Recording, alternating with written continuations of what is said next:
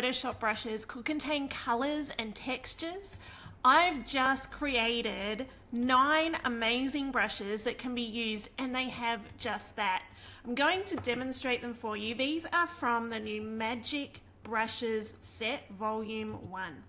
So first of all, there is a foliage brush. It's a sparse foliage brush. It can be used to fill in areas and to create foliage in a tree, but you can see that all the texture from the foliage is coming up. So this can be used on anything. So if you wanted to use that to create some foliage on the ground there, you could do that. You can change the size of the brush. You can build it up the fence. Totally up to you.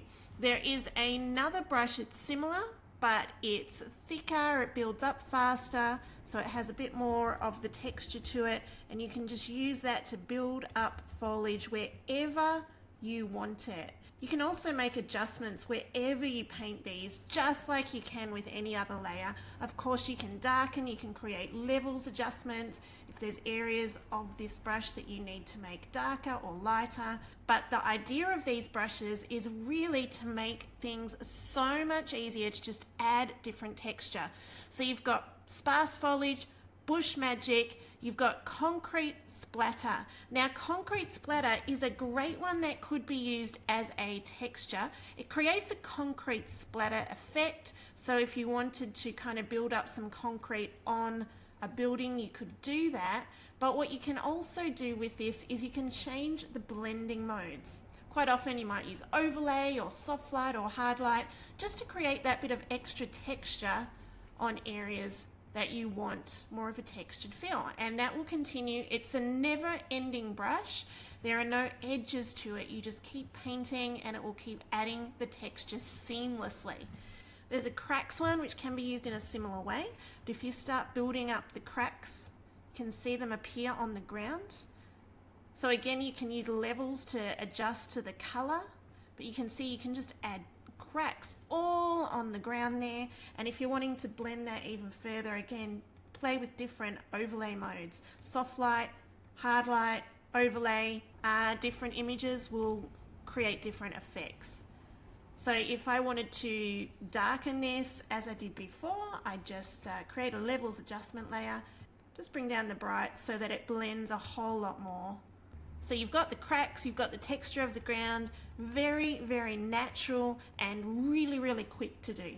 There's a rusty texture. Again, all of these can be used on their own, so you can create rust wherever you want it. But again, these can be good to add as textures to buildings and anything that you're wanting to add that texture to. You can do that with the different modes. Again, overlay, soft light, hard light are the recommended ones.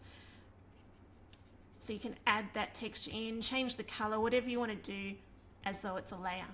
This one is texturized. Now I'll show you what it looks like if I just start painting with it. It's really interesting and intriguing, the pattern that's in there.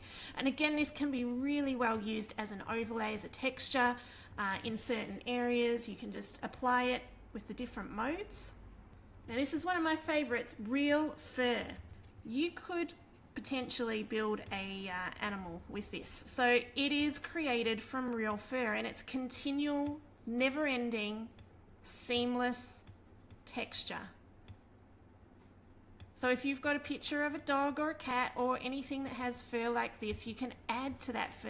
And again, if you just wanted to have that subtle fur-like approach, you could use an overlay mode for that too. Brown wool is, as it says, it is brown, and it has a wool edge to it, so you can start building that up on anything that you need to have wool. So you could use an animal that needs some extra texture or extra wool. So any sort of adjustment to change the color of this in any way that you normally would. Tone, texture, levels, you can adjust that, but that will create that wool-like effect, and again can be used as a texture overlay. Grassy reed is a great way of adding reedy grass, making it look like grass. Normally when you paint with a grass brush, you don't have that texture of the grass, and it makes it look really unnatural. But this is actually real grass, and you can add that to all sorts of areas and blend it better by creating adjustment. So shading it to match the area that you're adding it to. So to shade it, add a levels adjustment layer, clip it to that layer that you've just created, and then make it the color that you want, or brush it on as the color that you want. So they are the 9 different brushes that I've created.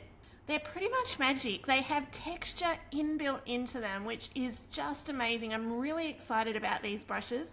I'll be creating more volumes of this and lots of different ones coming soon, but I wanted to get this pack out to you as soon as I could, and I'm really excited to see what you think of these.